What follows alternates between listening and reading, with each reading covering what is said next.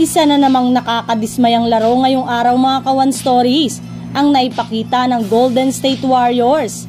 Well, literal ngang napakasakit sa mata ang kanilang schedule. Dagdagan mo pa ng napakalaking pressure dahil dikit na nga sila sa pang-11 na Houston Rockets. As of now, may hawak na nga silang 2-game loss streak at meron pa nga silang 4-game road trip.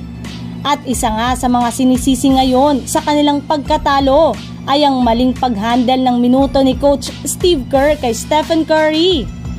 Marami nga mga fans ngayon ang nagrereklamo sa Warriors. Bakit matagal nang nakaupo sa 4th quarter si Curry? May pagkakataon pa nga sana silang manalo ngunit mukhang mali nga ang ginawa ngayon ng coach staff. Eto na nga ba ang simula ng pagkakabuwag ng Warriors at may tsansang mag-request ng trade si Curry? Well, tara na't alamin natin yan at sundan ang naging game plan ng Lakers para maiabante ang kanilang panalo sa Indiana Pacers. Pero bago yan, please don't forget to hit the notification bell at mag-subscribe sa aking channel. Ang pinakarason nga dito dahil matagal ngang nakaupo si Curry lalo sa 4th quarter. At yan rin naman ang naging tanong ng media kay Coach Steve Kerr. Ayon nga sa naging sagot nito, ayaw na nga nilang magdepende kay Stephen Curry. Sa almost 15 years nga daw nito na laging binubuhat ang team. Enough na, meaning tama na nga daw na mag-rely lamang sila sa isang player gaya ni Stephen Curry. 30 minutes lamang ang ibinigay ni Coach Steve Kerr kay Stephen Curry, which is nakakapanibago dahil isa nga iyon sa napaka-importanteng laro nila at ganun na lamang ang binigay niyang minuto sa kanilang superstar.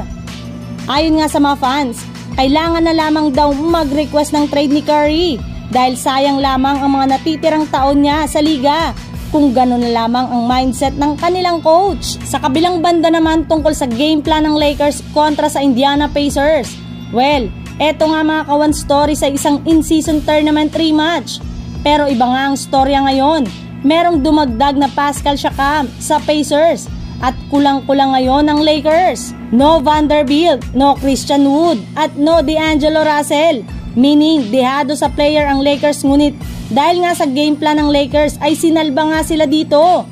Nagkaroon rin naman ng late run ang Pacers ngunit dahil nga sa depensa ng Lakers, hindi nga dito nagawa ng Pacers ang late comeback run. Nakuha nga ng Lakers ang panalo at meron na silang 39 wins ngayong season na may natitira pang 11 games. Gaya nga ng ginawa nila noong finals ng in-season tournament. Gumana muli ang kanilang estratehiya na mapahinto si Tyrese Haliburton. Na-contain nga dito ni Coach Ham si Haliburton na nakapagtala lamang ng 12 points buong laro. Alam naman nga nito na kung gaano kagaling ang batang ito. Kaya naman focus nga nila ang napahinto ito sa paggawa ng puntos at mapilitan na lamang maging playmaker. Nakakuha rin naman siya ng 10 assist at dito sila natalo sa game plan ng Lakers.